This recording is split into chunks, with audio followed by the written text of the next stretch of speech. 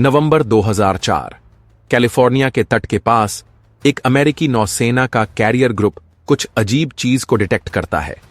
USS Princeton पर radar operators देखते हैं कि कुछ अज्ञात उड़न वस्तुएं यानी यूएफओ 80,000 फीट से सीधे समुद्र तल तक कुछ ही सेकंड में गिरती हैं। ये तो किसी भी नॉन एयरक्राफ्ट के लिए असंभव है। कमांडर डेविड फ्रेवर और एक अन्य नौसेना पायलट को यूएसएस निमित्ज से जांच के लिए भेजा जाता है। आसमान बिल्कुल साफ, कोई इंटरफेरेंस नहीं।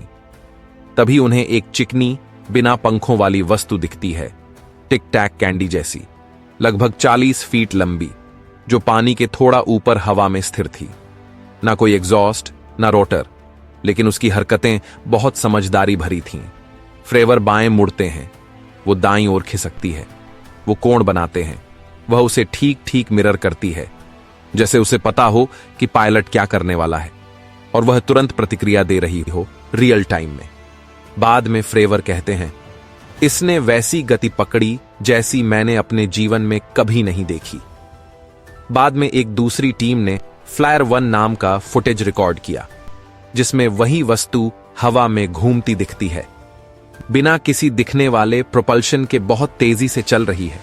जेट ईंधन जलाते हैं, रॉकेट्स में आग लगती है, लेकिन ये कोई थ्रस्ट नहीं, कोई इंजन की आवाज नहीं, बस गति। और इतनी तेजी से उड़ने पर आमतौर पर एक जोरदार धमाका होता है, जिसे सोनिक बूम कहते हैं। लेकिन ये चीज एकदम शांत। 2020 में पेंटागन ने यह वीडियो जारी किया।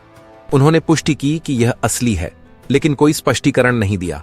इस वस्तु ने गति के नियमों को तोड़ दिया, न पंख, न आवाज, न गर्मी का कोई संकेत, और असंभव गति पर तीखे मोड़ ले रही थी। तो फिर यह था, आधिकारिक रिपोर्ट्स और पायलट्स की गवाही के अनुसार, यह ड्रोन नहीं था, कोई तकनीकी गड़बड़ी भी नहीं थी। इसे रडार, पायलट और इंफ्रारेड तीनों ने एक साथ ट्रैक किया। कुछ लोग कहते हैं कि यह कोई सीक्रेट मिलिट्री टेक्नोलॉजी हो सकती है, लेकिन क्या कोई अपनी ही नौसेना पर टेस्ट करेगा? कुछ कहते हैं विदेशी तकनीक, लेकिन 2004 में या आज तक ऐसी कोई नोन तकनीक नहीं जो इससे मेल खाती हो। और हां, कुछ लोग यह भी मानते हैं कि यह मानवेतर, नॉन ह्यूमन बुद्धिमत्ता हो सकती, लेकिन इसका भी कोई प्रमाण नहीं है। पेंटागन इसे कहता है यूएपी, अनआइडेंटिफाइड अनोमलस फेनोमेना, और अभी तक बस यही पता है, ना ये हमारा था ना उनका। तो उस दिन आसमान में उड़ कौन रहा था? तथ्य: हमारे सबसे तेज लड़ाकू विमान मुश्किल से 80,000 फीट की ऊंचाई छू पाते हैं, वो भी सिर्फ कुछ सेकंड्स के लिए। वह ऊंचाई जहां जासूसी विमान उड़ते हैं और एयरलाइंस तो सपने में भी नहीं सोच सकती। और टिक टैक वहीं से शुरू हुआ, कुछ सेकंड में समुद्र तल तक आ गया और ऐसे मंडराने लगा जैसे कॉफी ब्रेक ले रहा हो।